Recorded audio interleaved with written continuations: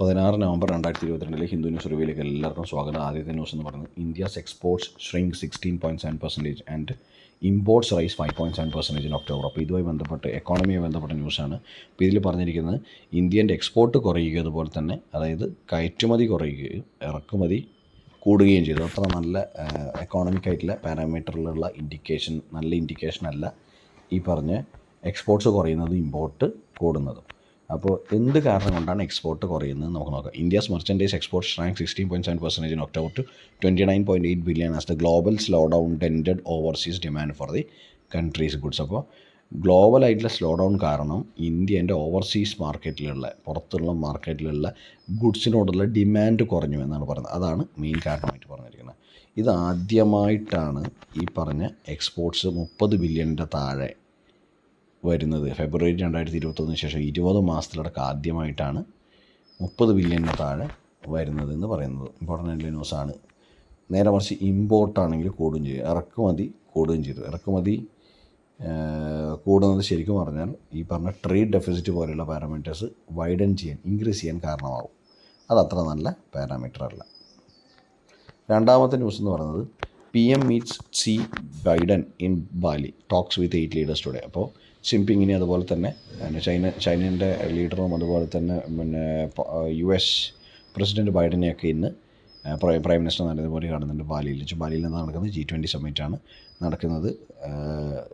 Important ആയിട്ടുള്ള മീറ്റാണ്. അടുത്ത വർഷം ഇന്ത്യയാണ് ഹോസ്റ്റ് ചെയ്യുന്നത്. ഈ വർഷം G20 ഹോസ്റ്റ് ചെയ്യുന്നത് ഇന്തോനേഷ്യയാണ്. Modi spoke with Chinese president at G20 leaders banquet and reviewed strategic ties and cooperation in future-oriented sectors such as artificial intelligence with US President. അപ്പോൾ ഗ്ലോബൽ ലീഡേഴ്സ് തമ്മിൽ മീറ്റിംഗ് ആണ്, വളരെ ഇമ്പോർട്ടൻ്റ് ആണ്. ബാലി ഇന്തോനേഷ്യയാണ് ഹോസ്റ്റ് ചെയ്യുന്നത് G20. ഇന്നത്തെ editorial നോക്കാം.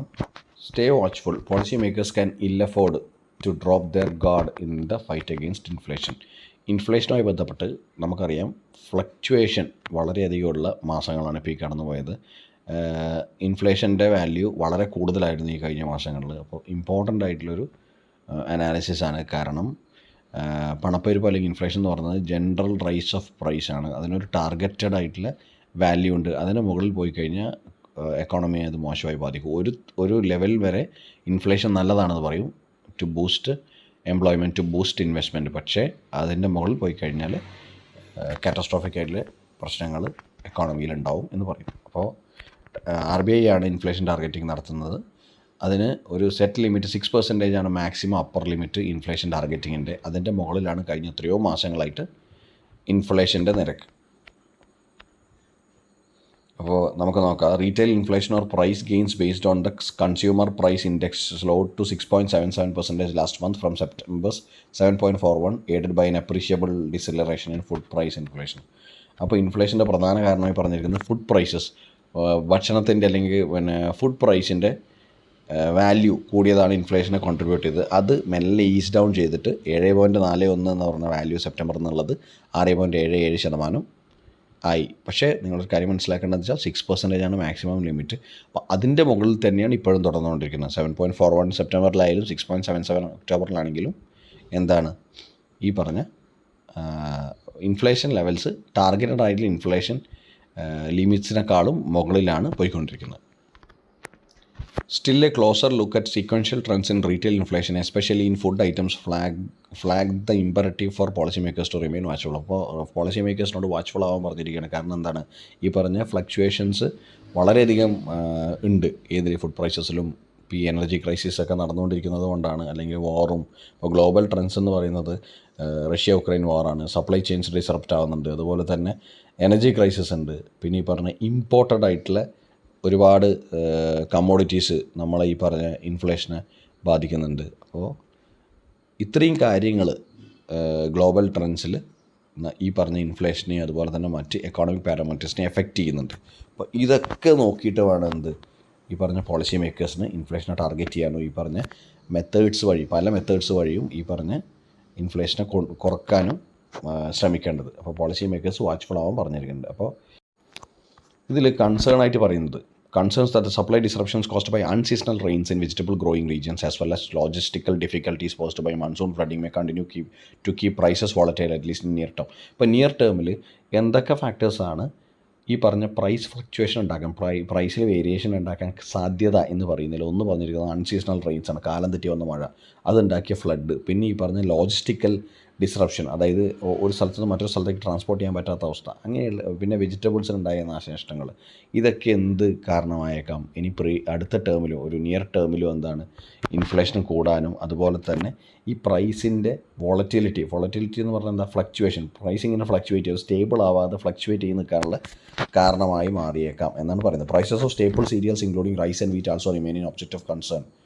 notwithstanding the government's concerted efforts to cool volatility using export control measures.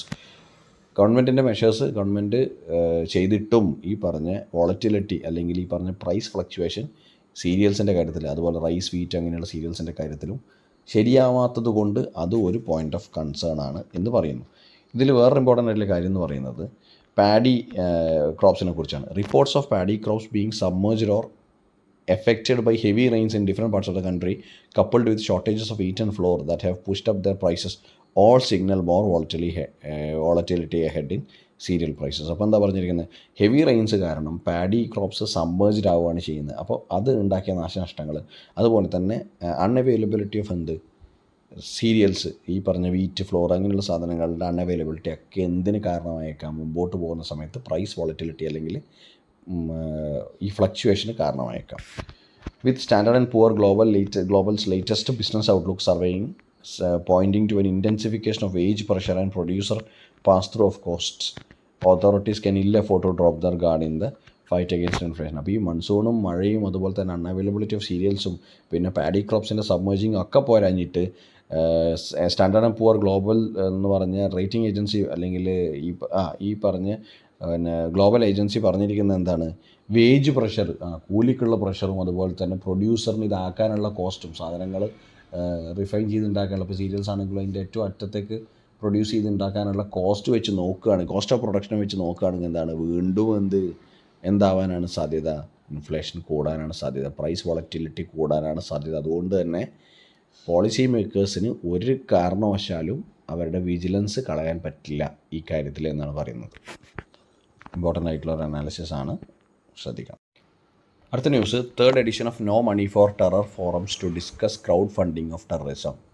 എന്തുമായി ബന്ധപ്പെട്ട ന്യൂസാണ്? ഇന്ത്യ ഹോസ്റ്റ് ചെയ്യുന്ന 3ാമത്തെ edition of no money for terror എന്ന ഫോറമാണ് ഡിസ്കസ് ചെയ്യുന്നത്. അപ്പോൾ ഇതിൽ എന്ത് ടോപ്പിക്കാണ് ഡിസ്കസ് ചെയ്യുന്നത്? Use of crowd funding platforms to finance terrorist activities and weak control mechanism of social media platform is one of the 4 main topics to be discussed at the third no money for terror conference to be hosted by India and this week. അപ്പോൾ India host ചെയ്യുന്ന no money for terror എന്ന് പറഞ്ഞ കോൺഫറൻസിൽ important ആയിട്ടുള്ളതെന്ന് പറയുന്നത് weak social media പ്ലാറ്റ്ഫോംസിൻ്റെ കൺട്രോളും അതുപോലെ തന്നെ crowd funding platforms to aid terrorism, finance terrorism എന്ന പോയിൻറ്റ്സാണ് ഡിസ്കസ് ചെയ്യുന്നത്. 18 നവംബർ 19 നവംബർ എന്ന 2 തീയതികളിലാണ് നോ മണി ഫോർ ടെററിസം എന്ന് പറഞ്ഞ കോൺഫറൻസ് നടക്കുന്നത്. 75 രാജ്യങ്ങൾ അറ്റൻഡ് ചെയ്യുന്നൊരു കോൺഫറൻസാണ്. അടുത്ത news, Das to meet CEOs of the bank today to discuss low deposit growth. അപ്പോൾ എന്തുമായി ബന്ധപ്പെട്ട ന്യൂസാണ്? എക്കോണമിയുമായി ബന്ധപ്പെട്ട ന്യൂസാണ്. റിസർവ് ബാങ്ക് ഓഫ് ഇന്ത്യയുടെ ഗവർണറാണ് ആര്? ശക്തികാന്ത് ദാസ്. അപ്പോൾ ശക്തികാന്ത് ദാസ് ഇന്ന് എല്ലാ CEOസും, പബ്ലിക് സെക്ടർ ബാങ്ക്സിൻ്റെ എല്ലാ CEOസും ആയിട്ടുള്ള മീറ്റിംഗ് നടത്താൻ ഉദ്ദേശിക്കുകയാണ് to discuss low deposit growth. അപ്പോൾ Reserve Bank of India governor Shaktikanta Das will hold a meeting with CEOs of the public sector banks on Wednesday to discuss issues concerning slow deposit growth and sustainability of high credit demand. അപ്പോൾ എന്തുകൊണ്ടാണ് slow deposit growth ഉണ്ടാകുന്നത്, അതിൻ്റെ measures എടുക്കാനും discuss ചെയ്യാൻ വേണ്ടിയിട്ടാണ് എല്ലാ CEOസും അതുപോലെ തന്നെ ശക്തികാന്ത് ദാസും ഇന്ന് മീറ്റ് ചെയ്യുന്നത്. സ്പോർട്സ് ന്യൂസാണ്. Pacers deliver crucial win for Rajasthan. അപ്പോൾ വിജയ് ഹസാരെ ട്രോഫി ആയി ബന്ധപ്പെട്ടാണ്. വിജയ് ഹസാരെ ട്രോഫി എന്തുമായി ബന്ധപ്പെട്ടാണ്? ക്രിക്കറ്റുമായി ബന്ധപ്പെട്ടാണ്. അപ്പോൾ രാജസ്ഥാൻ്റെ ജയത്തിനെ കുറിച്ചാണ് പറയുന്നത്. Rajasthan's victory over Delhi. ഇന്നത്തെ ഹിന്ദു ന്യൂസ് റിവ്യൂ ഇവിടെ അവസാനിക്കുകയാണ്. Thank you so much for listening to the video. നമുക്ക് നാളെ കാണാം. Bye, take care, see U.